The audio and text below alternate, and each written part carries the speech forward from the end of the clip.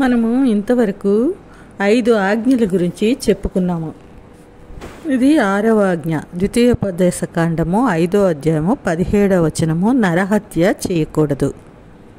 మనకి 6 నుండి 10 వరకు ఉన్న ఆజ్ఞలు మనం ఏమి చేయకూడదో తెలియజేస్తాయి. ప్రతి మనిషి నీతిగా, నిజాయితీగా, ధర్మబద్ధంగా, న్యాయబద్ధంగా ఎలా జీవించాలో, దేవునితో సంపూర్ణమైన సంబంధాన్ని కలిగి ఉండాలో తెలియజేస్తాయి. ముఖ్యంగా మనం ఎలా జీవించకూడదో తెలియజేస్తాయి. ఇవి మన నైతిక జీవితాన్ని క్రమబద్ధీకరించే ఆజ్ఞలు. అందుకే ఈ ఆజ్ఞలు పాటించడం ద్వారా కొంచెమైనా ఆయన ఉన్నత విలువలతో కూడిన జీవితాన్ని జీవించగలము, పాపానికి దూరంగా ఉండగలము.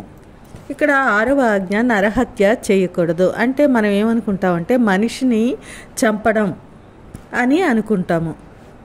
నేనేమి మనుషులను చంపలేదు కదా, ఈ ఆజ్ఞ నేను చాలా చక్కగా పాటిస్తున్నాను అనుకుంటే అది పొరపాటే. మన యొక్క కోపము, ద్వేషము, ప్రతీకారము, పగలు, కక్షలు ఇవన్నీ ఇందులోకే వస్తాయి. ఇతరులకు హాని కలిగించే ఆలోచనలు ఉంటే అది నరహత్యతో సమానమే.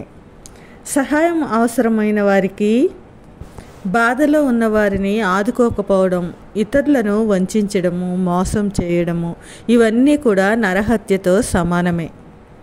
యేసుక్రీస్తు వారు కొండ మీద ప్రసంగంలో మత్తయి సువార్త 5, 6, 7 అధ్యాయాల్లో ఇంచుమించు ఈ ఆజ్ఞలనే విస్తరించి మనకి చెప్తున్నారు.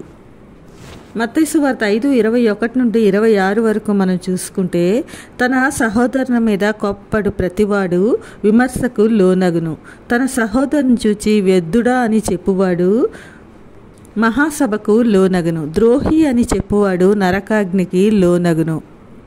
కేవలము సహోదరుని విషయంలో నోటి మాటతో చెప్పిన అలాంటి మాటల్ని యేసుక్రీస్తు వారు ఖండిస్తున్నారు. అందుకే నీవు నీ అర్పణను అర్పించేటప్పుడు నీ సహోదరుని మీద విరోధం ఏమైనా ఉంటే అది నీకు జ్ఞాపకం వచ్చిన ఎడల ముందు వెళ్ళి నీ సహోదరునితో సమాధానపడి ఆ తర్వాత వచ్చి అర్పణలో అర్పించు. నీ ప్రతివాదితో త్వరగా సమాధానపడుము అంటున్నారు. ఆ రోజుల్లో బలిపీఠం మీద అర్పణలు. ఇప్పుడు మనం చూసుకుంటే మన మనసులో ఎన్నో కక్షలు, ఎన్నో పగలు, ఎంతో కోపం, ఎంతో ద్వేషం పెట్టుకొని అది మన సహోదరుని మీదే కాదు, మన ఇతర ఇరుగు పొరుగు వారి మీద, మనకు నచ్చని వారి మీద మనసంతా ద్వేషంతో నింపుకొని మందిరానికి వెళ్తున్నాము. మన మనసు నిండా హానికరమైన ఆలోచనలే, పగలు, ప్రతీకారాలు, కొట్లాట ఇవన్నీ మన మనసులో ఉంచుకొని ఎలా మందిరంలో సమాధానంగా, స్వచ్ఛమైన, పవిత్రమైన హృదయంతో కూర్చోగలం?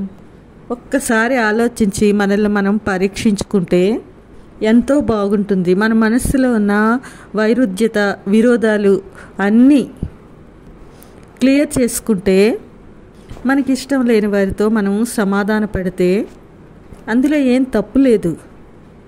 మనల్ని మనం తగ్గించుకోవడంలో ఏమాత్రమూ తప్పు లేదు.